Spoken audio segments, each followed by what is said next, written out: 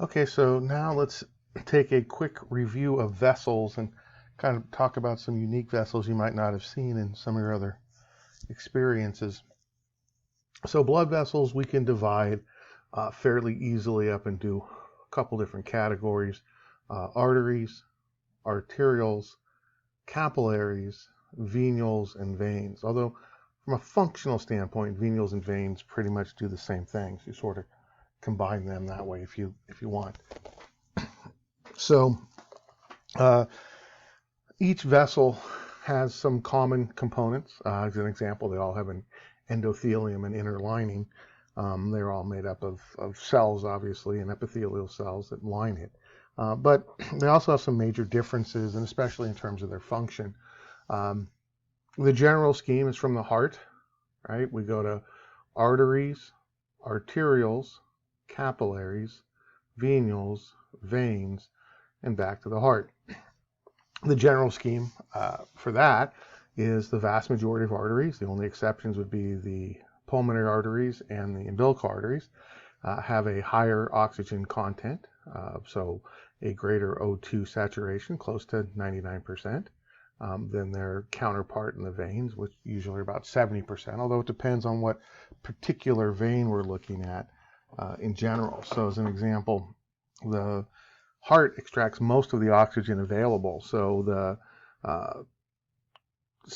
coronary sinus, has a fairly low amount of oxygen, a very small percent saturation compared to most of the other uh, veins, because the heart tissue extracts most of the oxygen it can, while in other tissues it doesn't extract that much oxygen. As an example, I'm just sitting here right now at my computer, and my femoral vein, so in my leg, is going to be probably 85 or 90% oxygen, maybe even more, because my legs are not taking up very much oxygen at this point in time. While my heart is, it's beating normally, but it's going to remove a large portion of the oxygen that comes to it. And the heart generally extracts a significant amount of oxygen. And that becomes important later on when, if I need more oxygen in my leg for some reason, like I had to get up and run, my leg can extract more oxygen because it's not extracting that much. But my heart is already extracting a lot of oxygen. So for it to get more oxygen, I'd have to increase the delivery of oxygen, which means increase the blood flow. So we'll talk about those things as we come to them a little later. So let's look at a little detail for each one of the vessels. Uh, so we'll look at the different vessels. So let's look at arteries. In general, not general, I guess always, arteries go away from the heart, so they take blood away from the heart. Arteries tend to be very muscular, so they have a lot of muscles, so they can constrict and dilate. They're also very elastic. They have a tremendous amount of elastic tissue, and that's these little lines right here shown in the light blue. So here's the elastic tissue. Their function is to maintain blood pressure. That's what they do. That's a very important job they have, as well as take blood away from the heart. As we mentioned before, they tend to be high in oxygen. And additionally, they only have about 10% of your total blood volume found in your arteries. So your arterial system doesn't have a whole lot of blood in it. The elasticity helps to maintain the pressure head for movement of blood. Remember, blood moves from a high pressure to a low pressure. So the arterial pressure has to be maintained during diastole, during relaxation. And so it's elasticity that allows the arteries to expand. So if you look at the light white here, right, that would be the normal size artery. And when the blood gets pushed out of the ventricle, the artery expands because of the elasticity, and that elasticity helps to maintain the delivery of blood throughout the motion. So what it's showing is we're maintaining that pressure through elastic recoil, and allows the blood to continuously flow through the capillary, which is very important. We need to flow blood continuously through the pulmonary capillaries so we can pick up oxygen and release CO2, and we need blood to continuously flow through the systemic capillaries because we need to deliver oxygen and pick up CO2. So That's the elasticity. The next level are arterioles. Arterioles are very important functionally for a bunch of reasons. They have a large, smooth muscle. So if you look at the little chart here, right, a large amount of smooth muscle relative to their size.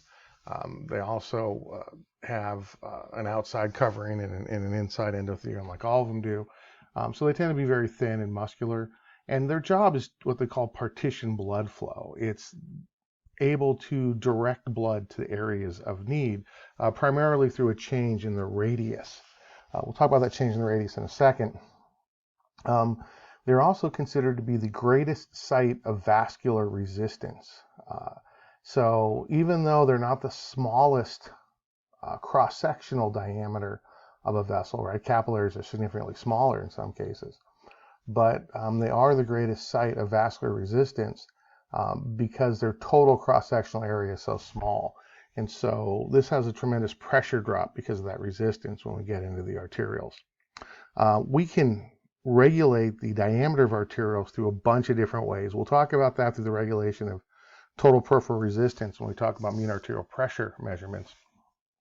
But there's a number of different things that help regulate that. One is the ANS.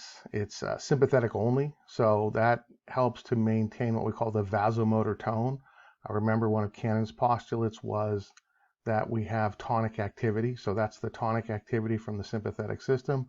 If we increase that tonic activity, we get constriction, so the diameter decreases. If we decrease the vasomotor tone, if we decrease the number of Ax potentials in a given amount of time, that causes dilation.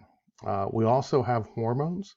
As an example, one of the common hormones we would see that would cause constriction of a blood vessel would be epinephrine. That's, remember, adrenaline in everyday life. In addition, it can also be controlled by local chemicals. So again, we kind of look at the long distance communication would be the ANS and the hormonal control, and the local control would be the local chemicals. Now, what's interesting is all of the hormones that circulate in the body cause constriction, and all of the local chemicals ever discovered cause dilation. And that allows us to constrict the body overall and then have specific areas of dilation to increase blood flow, especially during exercise. And so there's a bunch of chemicals that are important for autorregulation. One of the more important ones, though, is NO, which is nitric oxide, a very important chemical in terms of determining arterial diameter and essentially blood flow. So looking at this little drawing, we have these arteries that eventually go to an arteriole, and that arteriole will be able to change diameter so we can open more of these bypass channels called metarterioles, or to open or close what we call precapillary sphincters, and that can help control blood flow through a capillary network. So that's arterioles lead to those. Getting to the next major vessel would be the capillaries. The capillaries are the major sites of exchange. Notice that they're blank here except for the endothelium. So the only thing that capillaries have is their one layer of simple squamous epithelium. By definition, simple is one layer, right?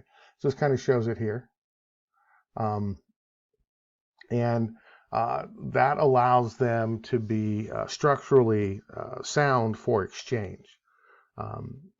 The fluid that exchanges primarily can either cross the cells, that's called transcytosis, or it can go in between the cell junctions and leak out that way.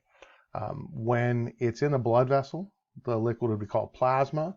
If it got out of the blood vessel and into the interstitial space, it would be called interstitial fluid. And we have junctions between cells that allow variable leakiness. All right. It's said that humans have about 60,000 miles of blood vessels in our body, and most of that is about 50,000 or 5/6 of it is solely the capillaries. So we have a tremendous ability of capillaries to dilate. And the capillaries are very narrow. Many of the capillaries are about 1 red blood cell in diameter. So the red blood cells sort of have to squeeze through in order to maintain flow. But their main job is capillary filtration. Of all the blood vessels, right, if you look here in total cross-sectional area, we see that we have this large total cross-sectional diameter. That means that we have a tremendous amount of cross-sectional area. And what that really does is a couple things, but it tends to slow the velocity of blood through the capillaries a little bit. And so if they move slower, then they have more time for exchange. And so slowing the velocity of blood helps in the capillaries. So it's like a stream widening and slowing down the rapids into a more calm area. What determines the cellular exchange are a number of factors. Those are referred to as what's called starlings forces. So you can see it down here in the bottom, starlings forces. And the capillaries for starlings forces, the filtration and reabsorption are determined by those forces. And so when we look at these different forces, there's a couple pressures we need to talk about. The first is called hydrostatic pressure. Now, technically, hydrostatic pressure means that it's the pressure of a non-moving fluid. The static means non-moving, and hydro would be fluid. So the hydrostatic pressure is best estimated by the blood pressure, the mean arterial pressure there. In reality, there is no such thing as hydrostatic pressure in humans because blood is always going to be moving when you're living. And so we can estimate it, and it makes our life a little easier. And we'll see it a lot scientifically, just talking about what's called hydrostatic pressure, because if you make things have a hydrostatic pressure, it means the pressure is exerted equally in all directions.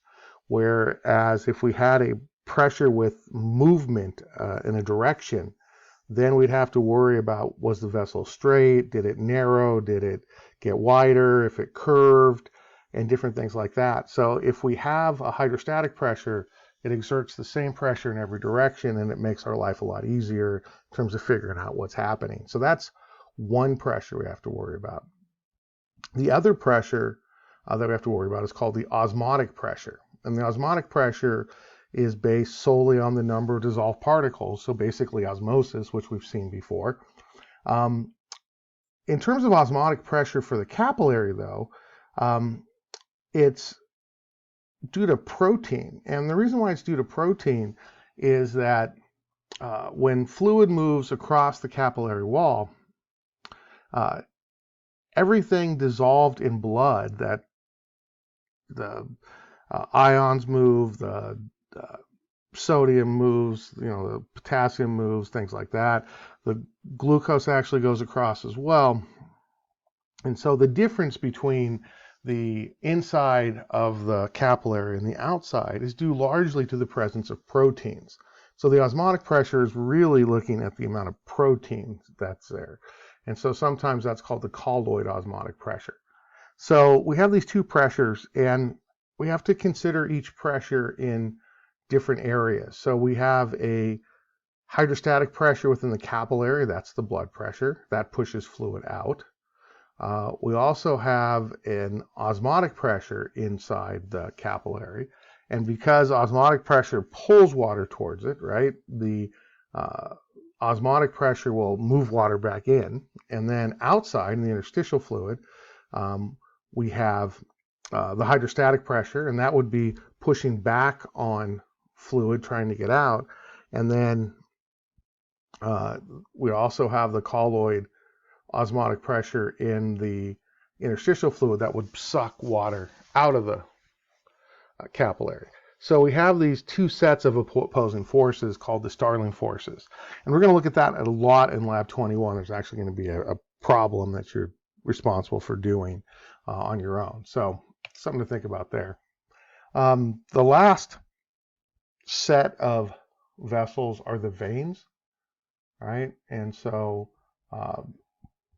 veins, and we'll put venules in sort of together because they're not a whole lot different, act as a blood reservoir. So they help to hold a volume of blood.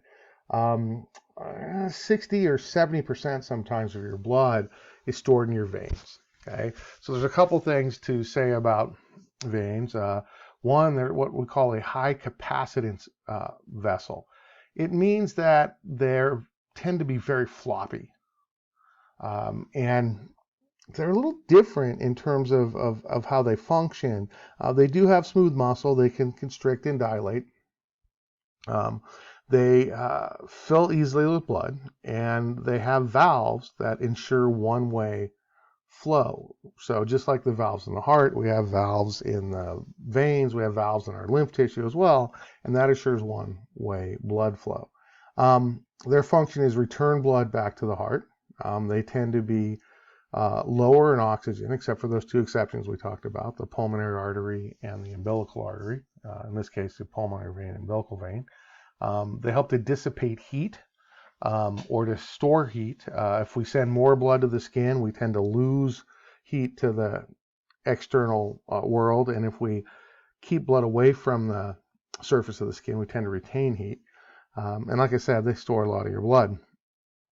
What's interesting is because veins are such a high capacitance structure, they tend to be very floppy.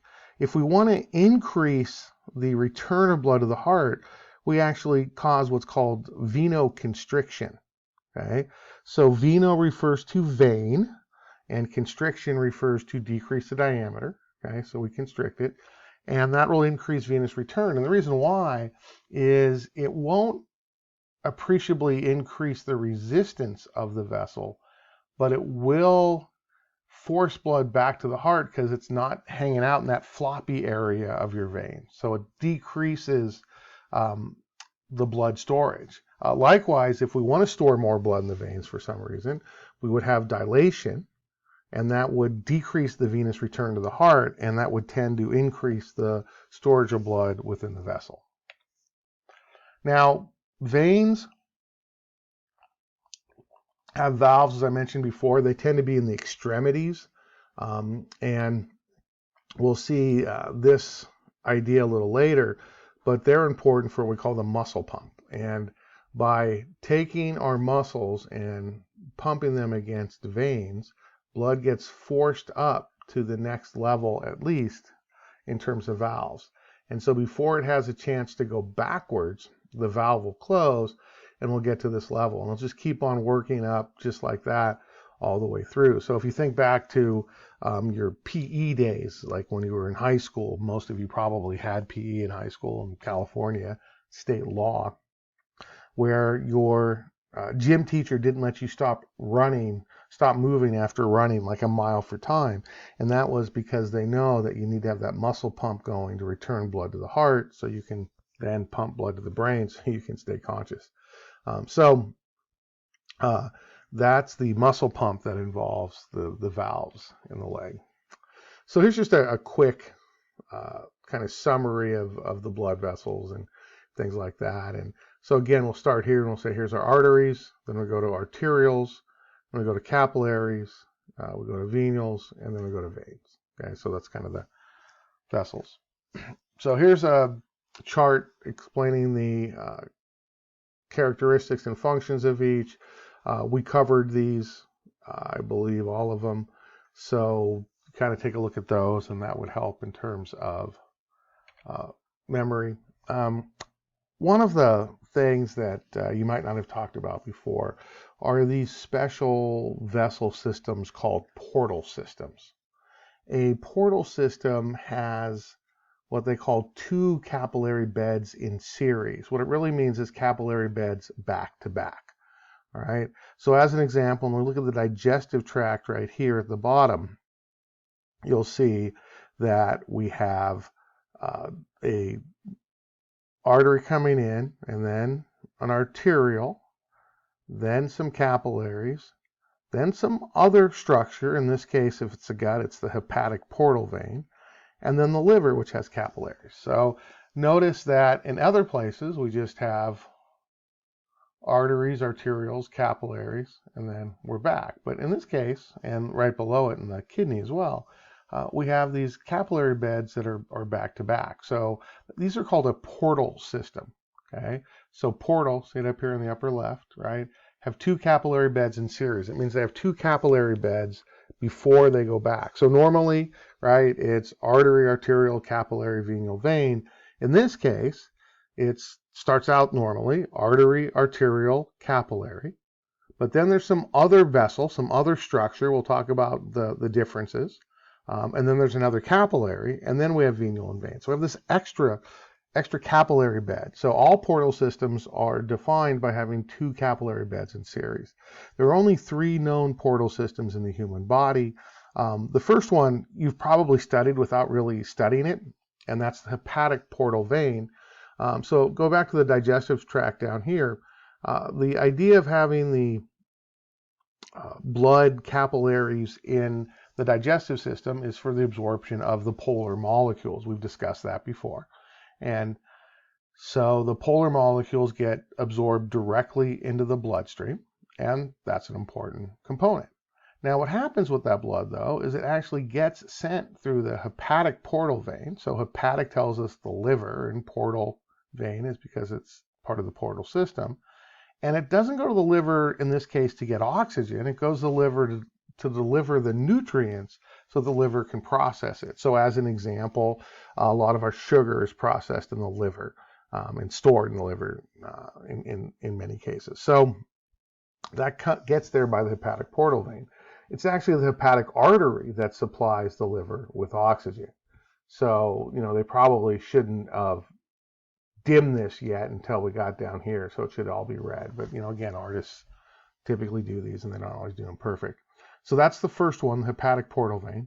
The second one, we're going to skip to the bottom.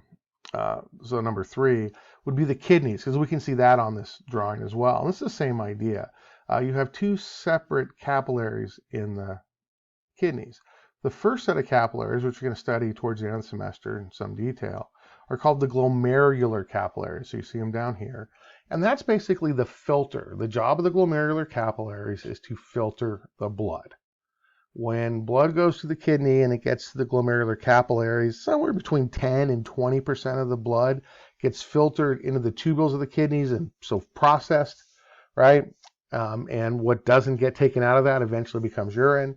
And the other 80 to 90% stays in the capillary and eventually goes to the peritubular capillaries, where it's part of the capillary system you would see in the kidney that, picks up nutrients and things and exchanges things and delivers oxygen. So those are the peritubular capillaries. So the glomerular is the first capillary, sometimes known as the glomerulus, and the second set of capillaries are the peritubules. Not shown here as the last portal system is what's called the hypothalamus pituitary, or sometimes known as the hypothalamus pituitary axis. And so when we have hormones that help influence the hormones from the pituitary, those are actually made in the hypothalamus. Okay. The pituitary gland has 2 sections, an anterior and a posterior. And each section is responsible for doing slightly different things. And while they both eventually release hormones, the anterior pituitary, also known as the adenohypophysis, is the glandular tissue, and it makes actually 7 different hormones that are released and affect function in the human body. The posterior pituitary has a number of different hormones that it makes and releases that have an effect on the human body. We'll look at one of those, antidiuretic hormone, when we talk about the kidneys as well. But the anterior pituitary is controlled by hormones coming from the hypothalamus. And so what happens is the hypothalamus produces those hormones. So they get into the bloodstream through a capillary system. They travel to the pituitary, where there's another capillary system where they have an influence on the glandular cells within the anterior pituitary, and that will affect how hormones are released. So as an example, one of the hormones released from the pituitary is called growth hormone. And there are two different hormones that are released from the hypothalamus. One is called GHRH, growth hormone releasing hormone, which then stimulates the release of growth hormone. We also have, in a very similar place, another hormone called GHIH. And so that's called growth hormone inhibiting hormone, and that would inhibit the release of hormone. So those two hormones are produced in the hypothalamus, go through a capillary bed to get into the blood from the cells of the hypothalamus, travel through the hypophyseal axis, sometimes known as the venous network, and then affect the pituitary to, depending on what their job is, stimulate or inhibit the release of another hormone. So all portal beds have two capillary beds in series, and those are the three that we know in the body. While we have a number of different things that we can connect to blood vessels, and certainly the diameter of blood vessels, we'll see later, plays a huge role in blood flow and blood pressure. That's probably a good place to stop this video and then pick up with the blood flow and blood pressure stuff in subsequent ones.